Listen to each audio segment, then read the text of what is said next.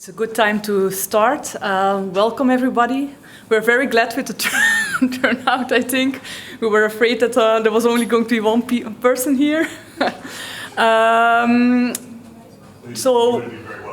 Just to make it clear, you're in the public session of the Long-Term Data Preservation Task Force from the EOSC Association. I'm Roxanne Wins, I'm Innovation Manager at KU Leuven, and I'm one of the co-chairs of the Task Force on Preservation, together with Hervé. I'm Hervé Lawson from the UK Data Service and from CESDA, the Consortium of European Social Science Data Archives, and I'm the other co-chair of the Long-Term Data Preservation Task Force.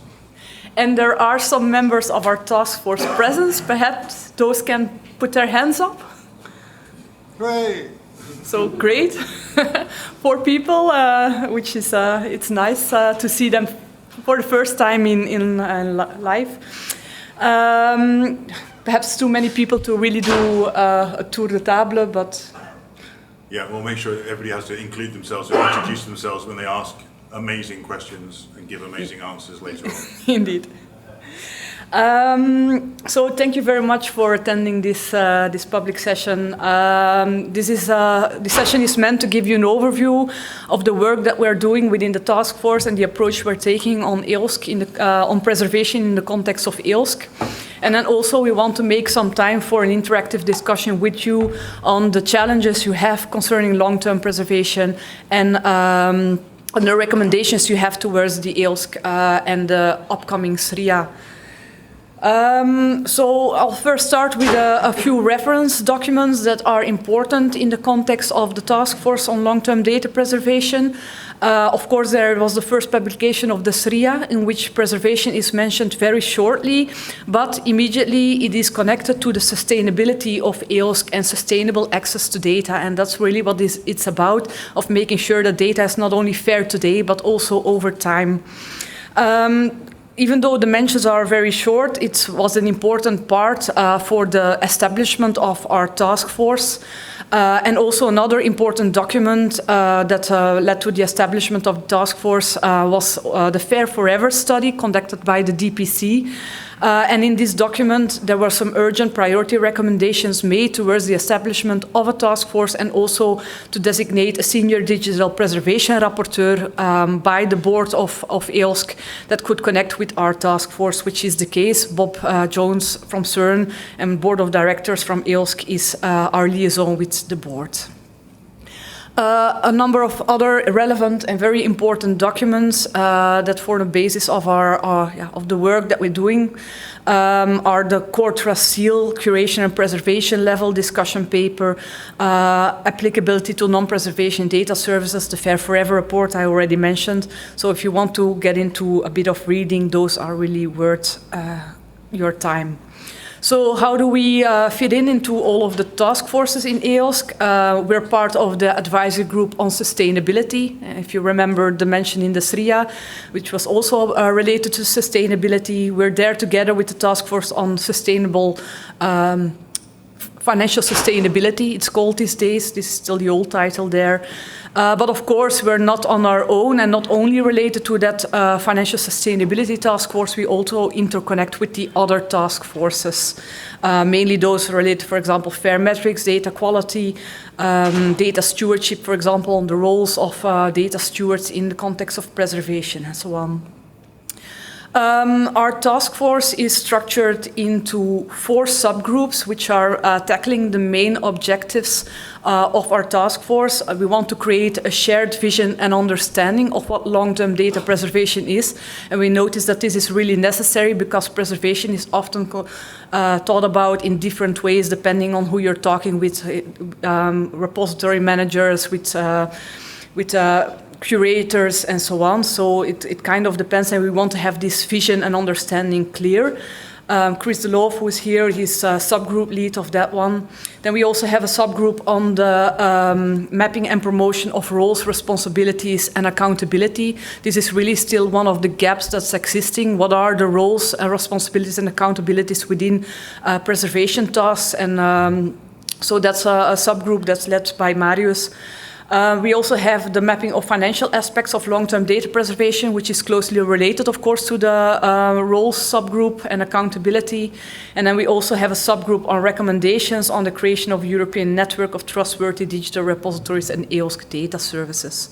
So these subgroups meet on a regular basis, and then we also have our task force meetings in between to coordinate the work and to align everything together.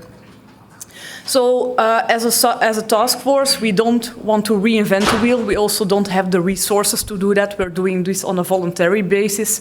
So we're really looking at what kind of work, what kind of outputs have been created so far by all of those interesting European projects related to the EOSC, also to other initiatives in an international context like CORE, things done by more technical projects like archival, so we connect to this wider network, we invite them for presentations, we discuss with them and connect to them.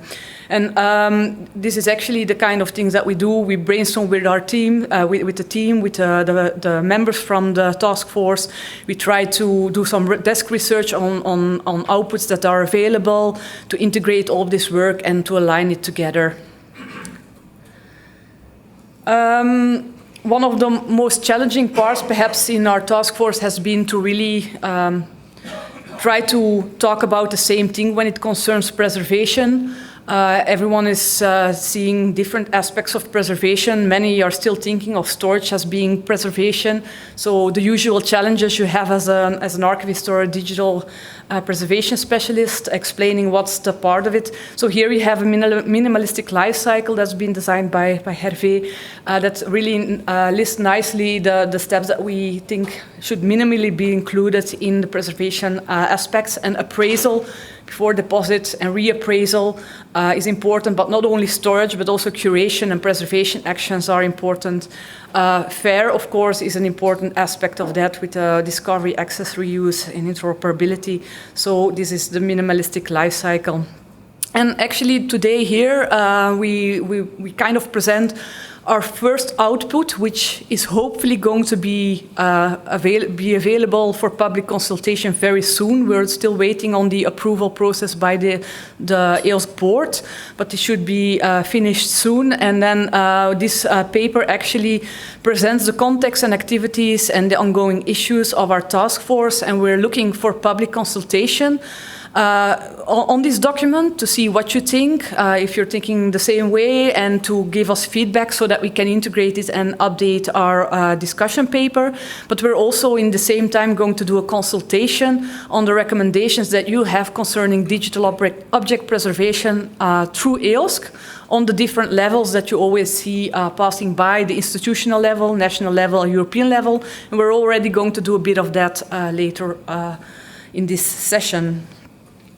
So we kind of defined three main aspects in our preservation perspective: outcomes, systems, and actions. Our outcomes are that, well, digital objects that, having been curated for fairness and other desirable characteristics, are maintained and retain those characteristics for as long as necessary. And this as long as necessary, and this is for the designated community of users. So we don't think that everything should be preserved for always, but that selection should be made and it should be defined on what the community of users thinks is the necessary preservation periods. Preservation systems, those are the systems or repositories that accept the deposit of digital objects, but it doesn't only include storage and access in a fair way to them, but make sure that it's curated, having actually long-term fair enabling perspectives in mind, so that it's not only fair today, but is fair within 10 years and also 20 years, 50 years, and so on, as long as it needs to be kept. And then, of course, this designated community is important. Again, the repository should have the necessary knowledge and technological skills, but also knowledge to be able to deal with this kind of data or digital objects, because we don't only deal with data, we deal with digital objects in a broad sense within our task force. And then thirdly, there are the preservation actions, which are the changes to the digital objects, both metadata and data, that are intended to keep them fair over time, like the technical steps for emulation or transformation, but also other actions to make that sure that the content is understandable today, but also on the long term, including the semantic artifacts related to that. So this will be part of the paper that we will soon release for public consultation. You will also see in this paper that actually we put a lot of importance on aspects such as FAIR, but also on trusted repositories and on Core Trust Seal. Not that it's that everything has to be certified or have to have a Core Trust Seal level, but we do think that Core Trust Seal and certified trusted repositories have a benefit when concerned to long-term preservation, because there are recommendations related to FAIR over time included in those certifications and things. So important here for us is also that Core Trust Seal has done a mapping towards the FAIR elements and will continue to improve this as part of the FAIR Impact Project. Hervé, you know more about this than I do. But one of the things, and like you said, okay, it's not that we expect that all repositories out there will be certified, will have Core Trust Seal and so on. But what we do expect is that they will become more transparent in the current levels of preservation or curation or fairness of their services, and what their plans are for future improvement. Because at this moment, when you go to many of the domain-specific repositories or to the generic repositories on national level, institutional level, or European level, this kind of information for a researcher, but also for support staff, is well hidden or not even there. You don't know what the kind of actions are taken with your data, what kind of care is taken with your data. I'm not going to linger too long with the different aspects from the overview discussion paper concerning the 4 subgroups. So it's up to you to hopefully read this and provide us some input and recommendations. But yeah, in any case, the vision very generally, okay, we know that not all data will be able to be kept for always, and because resources are in the end limited, and that we need a nuanced approach on how to deal with preservation. But important concepts are FAIR, appraisal, reappraisal, retention, curation, long-term preservation, and again, this transparency on the level of care provided by the repositories. The roles, this is still a lot of work ahead of us, because there are still a lot of gaps in understanding the roles of the various actors involved. And we do know that a number of roles are very important to be picked up concerning preservation by data creation technicians, data stewards, and so on. But that these additional roles, these additional activities for those roles all result in extra resources that are needed. So this subgroup is especially much related to the finance subgroup. The FAIR Forever study is the basis of our further work, but we need to refine this further. And yeah, like I said, it's closely related to finance. So one of the things that we want to look into is to find out what costs are actually preservation specific, because repositories have and preservation repositories that are dealing with preservation, well, they have a number of the same tasks that are the same, but preservation goes a step further. They take care of appraisal, of curation, of other kinds of preservation actions, and well, we have to define what is the subset of costs specifically related to preservation and what is actually generic for all types of repositories, also those that are not dealing necessarily with preservation activities. So yeah, I'll leave this here for what it is at the moment. And then there's the subgroup on trusted digital repository network, the creation of that. So we believe within our task force that we need this kind of engagement between repositories, and that the network is needed to integrate the expertise and provide a voice for trustworthy digital repositories within Europe. Also there, we're not reinventing the wheel. There's actually great work going on, and that has recently been published also as a working paper. You see it here, towards a European network of fair enabling trustworthy digital repositories.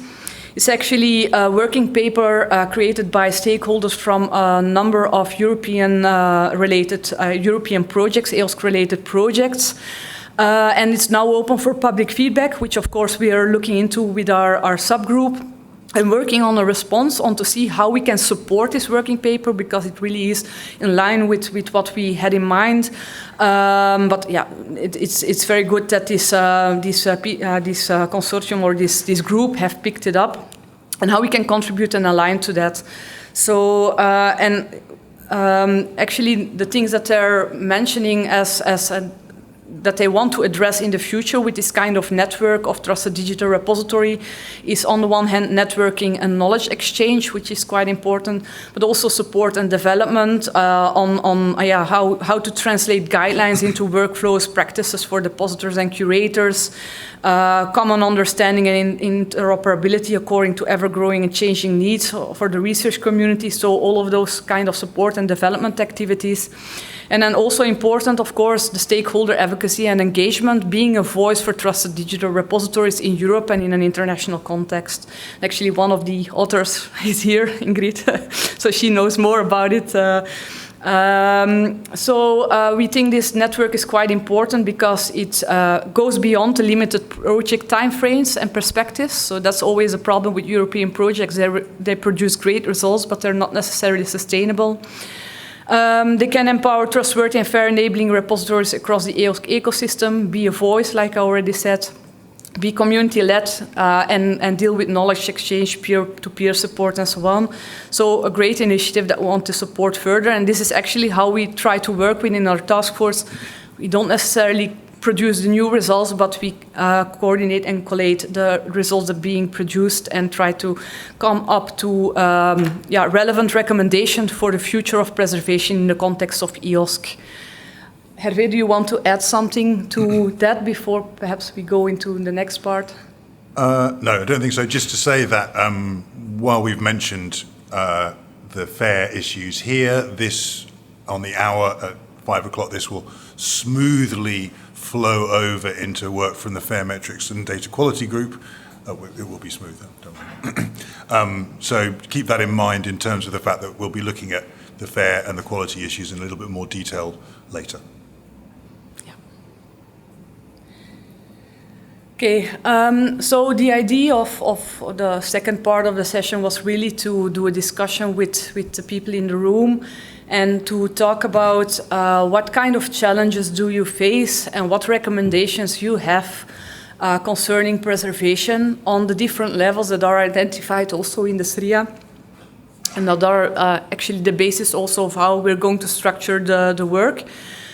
So we first going to start with the institutional level, which is perhaps the easiest because it's close. For me, it's always the easiest because I know how my organization works with preservation and what the challenges are and so on. So I'm perhaps thinking too soon that it's the easiest for others as well, but this is where we want to start and then move to the national level and the institutional level. So perhaps if there are people who want to start first, and it would be nice if you can just shortly introduce yourself and also perhaps your relation to preservation or your interest to preservation.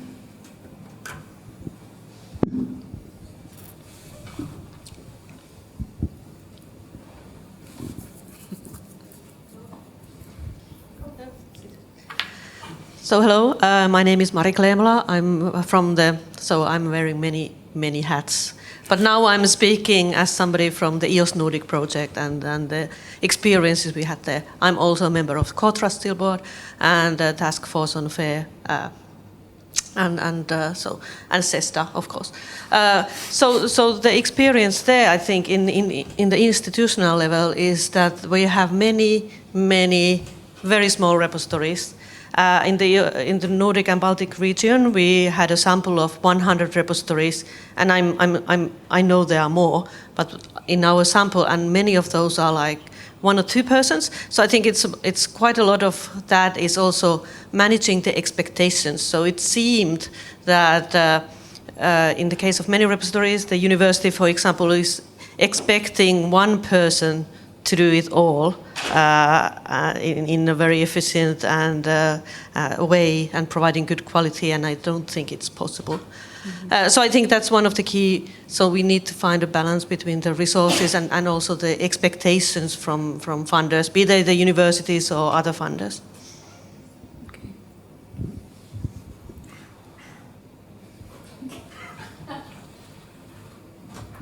Hi, Paul van Dongen from SURF in the Netherlands.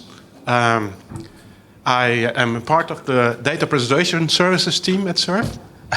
So we manage there our archive and also our data repository and also a precision identifier service.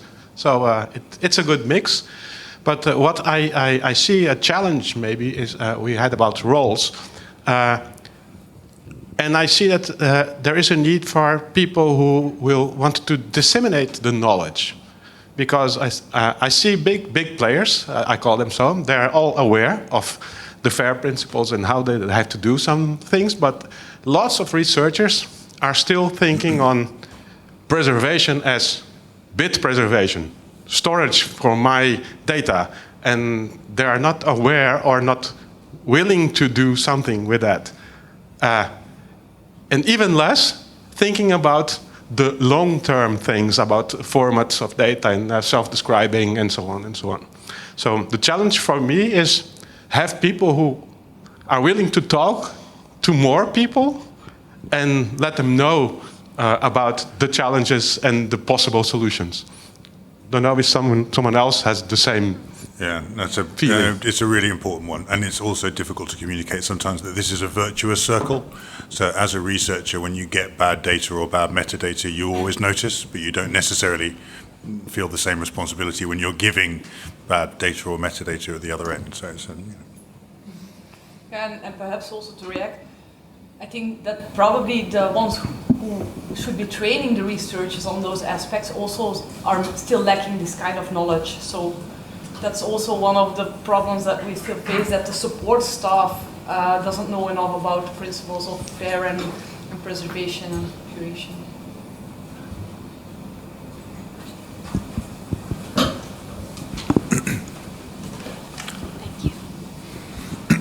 Good afternoon.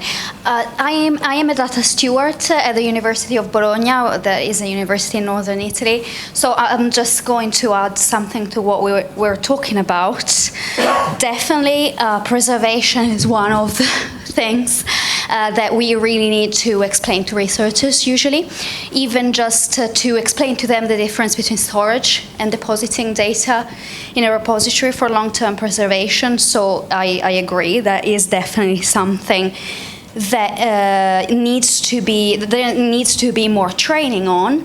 And I definitely agree also with your point that probably the trainers, so as data stewards, should be trained more on this point. My 2 cents from my point of view is that looking around for information on this topic was actually very tricky.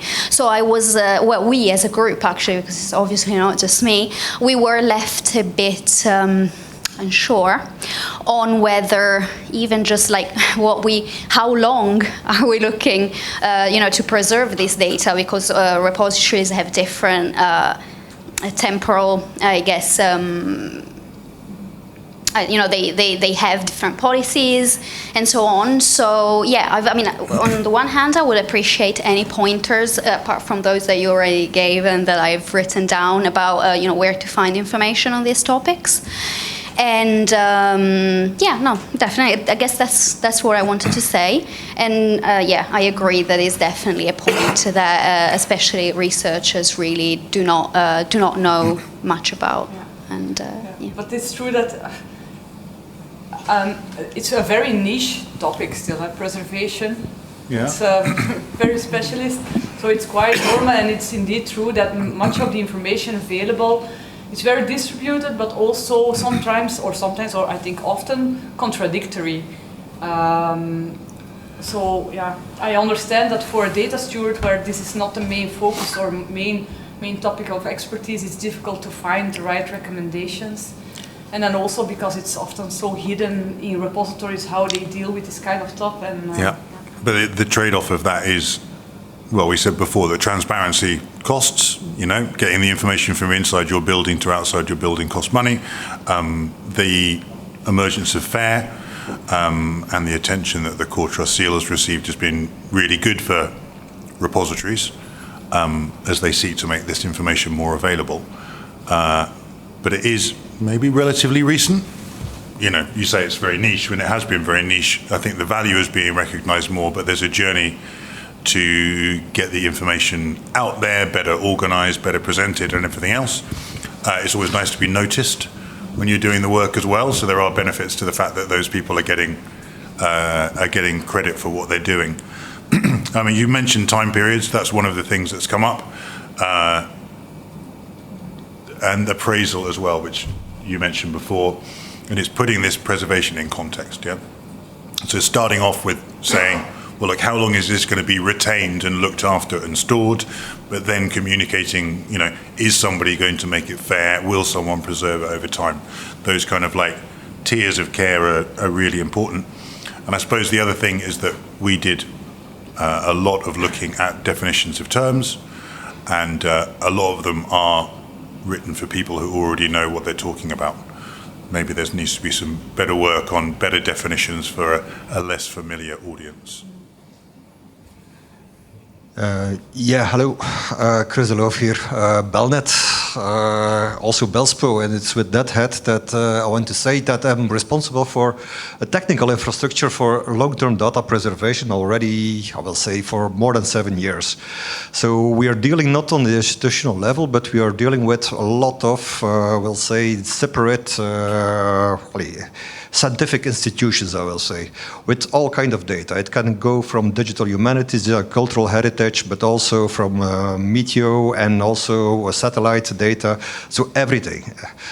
And what's interesting at this task force is that the first time is that we discuss about, I will say, substantial things, about FAIR data, because 7 years ago there was no FAIR. So that means that a lot of this data that is now in this our repository is not really FAIR. We have, for example, some persistent identifier, but it's not a real persistent identifier as we know with DOI or with handle.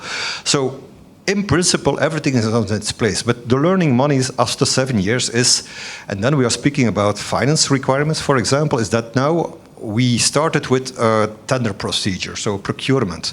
And now we are at the end of everything. So now we are migrating to a complete new system. And that's really amazing. What is the cost of that? What is the procedure to do that? What is that you can try to convince people how to migrate their data and even try to implement now the FAIR data as we know it? Because people are used to have traditional ways to ingest data and to retrieve data. And they don't want to change. They want to go on. And that's one of the things that I want to say. It's a migration. It's a very costly affair. It's a very difficult affair. We need nearly 2 years to have a complete migration from one environment to another environment with all the data already. It's a lot of petas. And the other thing is that it's not that easy to convince people to use all those, I will say, things that we are discussing without the help of a lot of data stewards, with a lot of community, because, of course, we are the convinced one, but there are a lot of people don't know about the importance of the long-term data preservation. So if I can be useful for migration strategies, you call me, so I can help you, but I can say it's a really horrible experience. Yes, it is a horrible experience. If you then go and try and get Core Trust Seal certification afterwards, having documented it as you went along will be an invaluable thing to have done. But you mentioned a really good thing about the challenges of change. You've got to kind of, you're very busy and you're investing a lot, and communicating the benefits and certainly the longer term benefits at the same time can be different. I guess one of the things as well is that a lot of the good FAIR practices and a lot of the things that will make data and metadata better for the long term have less obvious but very real benefits for the researcher while they're originally working on their research. And we're maybe not always great at communicating that well-organized, well-presented, interoperable data itself has an immediate benefit to the researcher and to their interactions. We could do better maybe at selling that. But yeah, managing any change is a big challenge. For me, Chris lists quite a nice point, because it's not always even the researcher that we have to convince, but at our institution I have to convince the management as well to think beyond 5 years. They say, oh, we don't have a storage problem for the next 5 years. And I say, okay, but this is not about the next 5 years, this is about a much longer period. So this kind of struggle is evident, and any kind of help or clear documents for me would be that I can take from and bring to the management to convince them would certainly help my institution. Yeah. I think that was perhaps, yeah. Yeah, perhaps a follow-up on your comment on these timelines. So I'm Hannes Thiemann from the German Climate Computing Center. We are running a Core Trust Seal certified archive. We of course have this question on timelines, how long to keep something, we have this 10 years typically, which is this kind of starting point. But the second point, which is often raised, is by PhD students, whatever. So what to keep? No, they're coming with a bunch of things, and our data stewards start to discuss, with them. And at the end, they give up and they say, keep everything. No? And keep it as it is. No? It's kind of so, we are really looking for more some kind of criteria, guidelines to really judge, so what's important for long-term preservation and what not. No? This is of course costs, whatever, no? So that's linked to that, no? But kind of from a scientific perspective, no? This goes deep into the discussions, into specific domain discussions, no? And this really takes time and is also, a burden for, let's say, for the data stewards, no? Yeah, and that's maybe one of the reasons why FAIR has been good, because the preservation folk sit there gazing into crystal balls, guessing the future. But part of it is about being, we said there are systems and actions. It's about not just about saying 10 years or forever, it's about being a system that's ready to change. So you understand your technologies, you understand your communities and everything else. So that's the preservation working forwards. The focus of FAIR on reuse then gives you your examples to work backwards from. But it does depend on what you want to do. Making the data reusable in a general purpose way can be a very different challenge from making the original work fully reproducible. And this came up in the archiver conversation yesterday. You know, will archiver make my research completely reproducible from the ground up? And part of the answer is maybe, but it still depends on those appraisal decisions at one end about what you can get out of that system at the other end, no matter how good the technology. Hi. Gianluca Santoni here from the European Synchrotron Radiation Facility. Actually, it's quite interesting what you're saying about preserving everything, because we are facing this now as a large facility with our current data policy, which is we have 45 different experiments. So some said, okay, for some it's actually vital to store, I don't know, the raw images from the detector. The problem in our case is that for some communities, for example, because our problem starts from the fact that we are serving tens of different scientific communities at the same time. We needed to find one, let's say, recipe for everyone. Problem is that most of the communities actually, when our data policy came out, didn't even have, let's say, a consensus on what is actually needed to store. So somewhat we took the easy approach also because there was no approach, whatever discussed before, and now we are trying for at least some techniques to try to refine down that, because of course in terms of volume of metadata, etc., it becomes quite messy, I would say otherwise, but yeah, totally see your point. Yeah, no, that's a good point. So one of the questions at the beginning is, where do I find out all the information that I need, which gives me all of the answers that I need to have?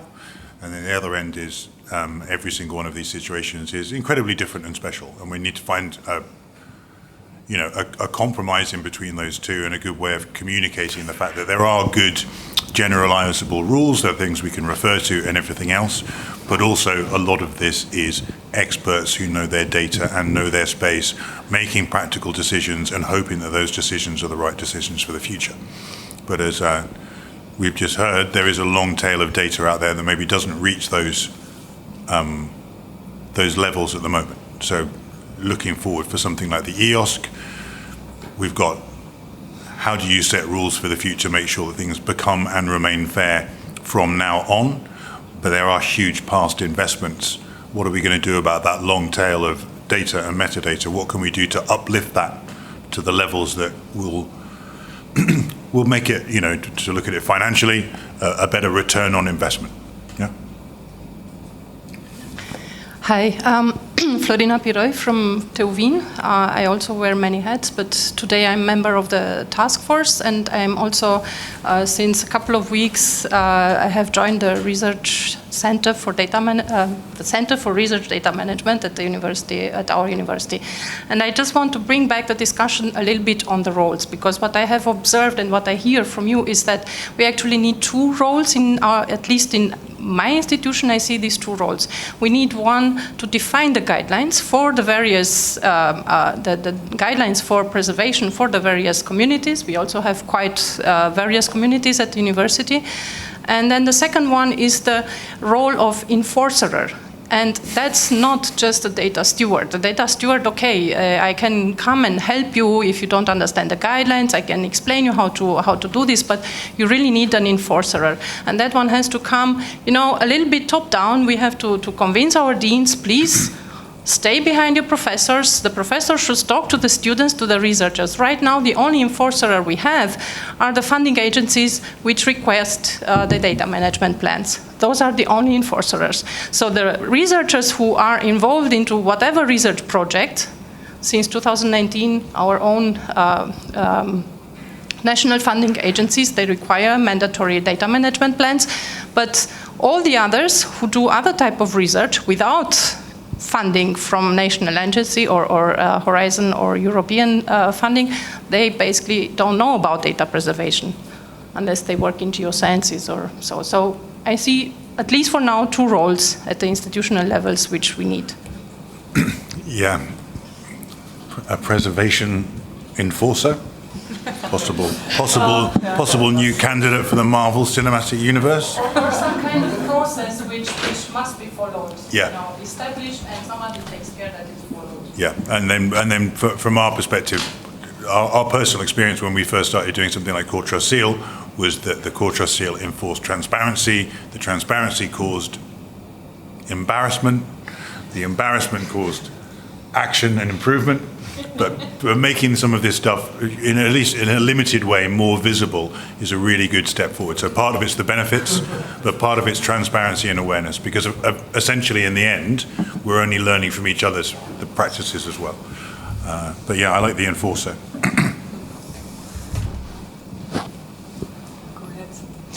Yeah, hello. I'm Jan Bjarli, University of Oslo, and representing the eBrains research infrastructure, which is a neuroscience and brain research infrastructure, also known on the S3 roadmap. I would say, based on our experiences with data stewardship, that what is useful are high-level recommendations. Going too deep into recommendations is very difficult because there are so many differences, as we already discussed. To mention a few examples, we have a lot of simulation data, a lot of derived data from investigations. It doesn't make any sense to store all of it. What makes sense is to store all the workflows and steps that you went through in order to arrive at those data from the origin. Store that doesn't take much space, and then you can redo it if necessary. Another kind of interesting example is that you also have a lot of physical material which can be stored for a very long time. When you digitize that material, for example, high-resolution images of sections of the brain or whatever, it's very valuable, obviously. But there's a lot of this type of material. You can also store. We have went back to 50, 60-year-old collections of such data, then digitized them, then put them online. So that's also a reminder that there are some things that are physical entities that you can store very easily, and that can be brought up. So if they are made fair at the level of being discoverable so that you are aware that they actually exist, they can be digitized with increasing speed, year by year, actually. So I think we have to play on the full repertoire opportunities when it comes to all those kinds of data that we're talking about. Yeah. Well, I work for an almost purely digital archive, but obviously through various projects I've worked with a lot of people who run things like galleries and libraries and museums, and they're very keen to point out that that digital stuff is not the only thing you need to worry about. It comes out quite a lot, You know what I mean? Taking a picture of it is not considered sufficient. The other one you mentioned, which is really important, which I don't think we really highlighted here, is the fact that about the workflows and steps. It's about broadening our assumptions about what those digital objects are that need to be maintained. It's not necessarily, the unit of value is not always found in the raw data or the original metadata or the methodology. It could be those workflows and steps in some other form as well. So we need a broader vision of what those digital objects are to be preserved.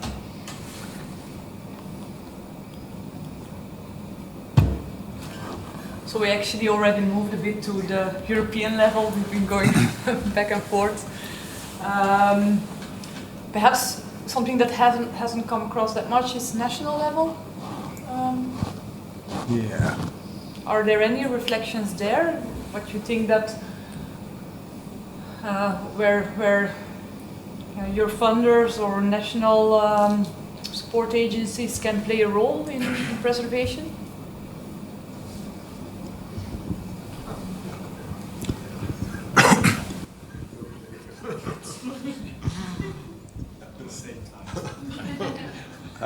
Paul from SURF again. I think for us the challenge is that the Dutch Science Foundation has the opportunity to give a grant for a student or a researcher to do his research, and then they have to specify how much compute power they need and how much data they want to preserve. But, small problem, his grant is only valid for the time he's using the compute. Yeah. When he's finished with the compute time, the preserved, between quotes, data is also deleted. So we are trying to convince people that, no, there should be also a grant for data preservation, and not specifically long-term, but preservation at all after the compute time is finished. Mm-hmm.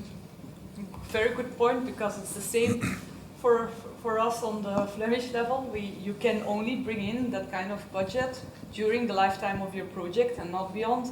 But it's the same for the European funded projects. So how to deal with that? Ingrid? Or Chris, sorry, Chris, go no ahead. problem. It's a bit the same in the same line, but for me, the national level, that's two things. That's policy and that's funding. I think it's important that the funding is coming from the policy level, from the national level. So that means that also funders and policymakers have to be aware about the importance of the LTDP, and that's also important. And to avoid that kind of problem that my colleague was saying with SURF, is that the national level can invest in its own e-infrastructure. For example, we have chosen this doing on the federal level, for the Belgian federal level. It could be also the NREN. It could be also university, as in England, UK is doing. But somewhere we need a sustainable platform, and that's the national level that will decide about that. We'll say funding level, and for me, policy, for example, is the imposer. I don't know how you call it, but somebody with the stick after, and how you to push somebody to do something, but it has to be in the data management plan. At least, and there we can talk about it. What is necessary that data management plan, but certainly the data digital preservation service has to be mentioned somewhere, even if this is still a bit freely. You have to mention it. It has to be compulsory what you will do with your data, also on the preservation phase. In the preservation phase.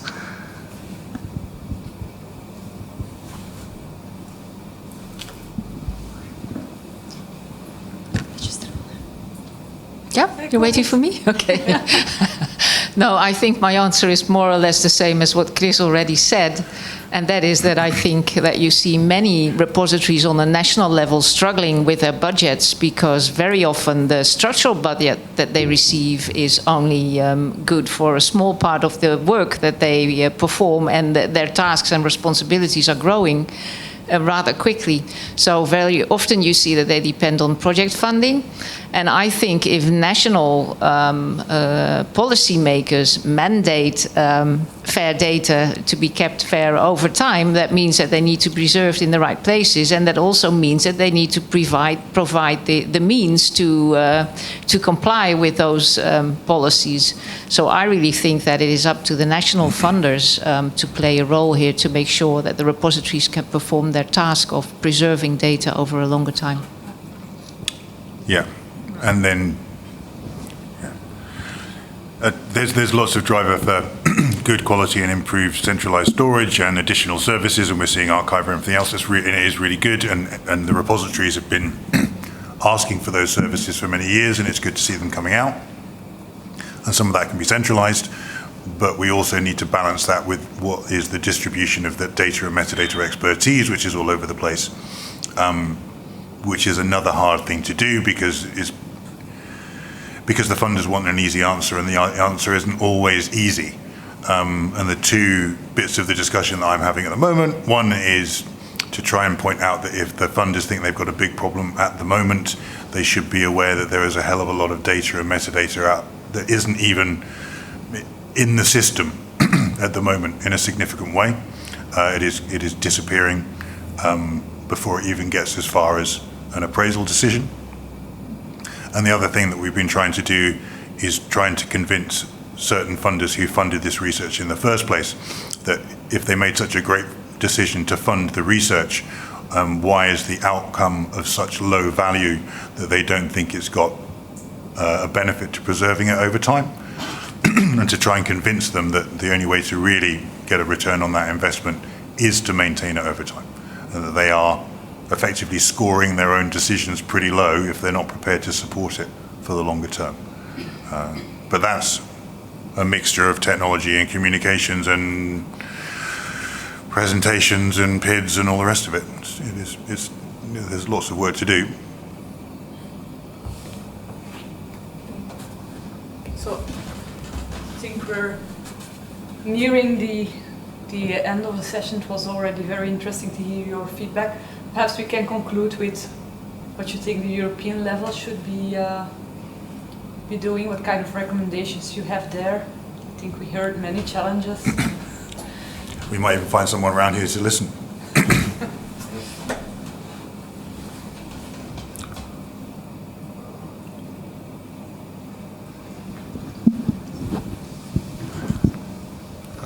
Just another question is, how many policymakers are in this room? And that's my opinion about European level. That's the importance. What's the LTDP? So we need that it's on the agenda. Yeah, it's a good point. They're probably in another session they find more interesting. Yeah, that's two ways. It's persuading them that it's important, but it's also the repositories getting better at communicating that importance in language that can be clearly understood. And it is, but this is you've been through this, working on the task force, coming to some kind of common consensus about these complicated issues, and then working out a way to translate and retranslate them up through different audiences and for different stakeholders is really, really difficult. But I also think you're absolutely right that the word needs to be on the table at all times and needs to be included in those cost calculations, need to be included in the planning. We have got an opportunity to push this into the multi-annual roadmap in this year and various other things, and that's one of the things we'll be trying really hard to do, is to make sure that that is on the agenda. Yeah, indeed. Shall we wrap up? Okay. Anybody else want to say anything clever before we wrap up? Or even not that clever? I mean, I don't want to put any pressure on anyone. You've put I've done it now. Shit. Okay. Okay. But thank you very much for attending this session. Please look out for the discussion paper we're going to publish together with a survey in which we will ask for feedback and also on what kind of recommendations you have for the institutional, national and European level. We're really going to use this to put forward our recommendations and make long-term data preservation more known to the policymakers on the European level. But it's not over yet, because seamlessly, as promised, I will disappear from your view, and the data quality fair metrics folk will move into position. And this is the interesting thing about this, and part of what we're trying to do is work out that perfect relationship between the repositories which contain those objects and the expectations of those objects. So the core trust seal might set expectations on the objects, but it is the fair metrics and the fair data quality issues that kind of that prove that those preservation outcomes have been met over time.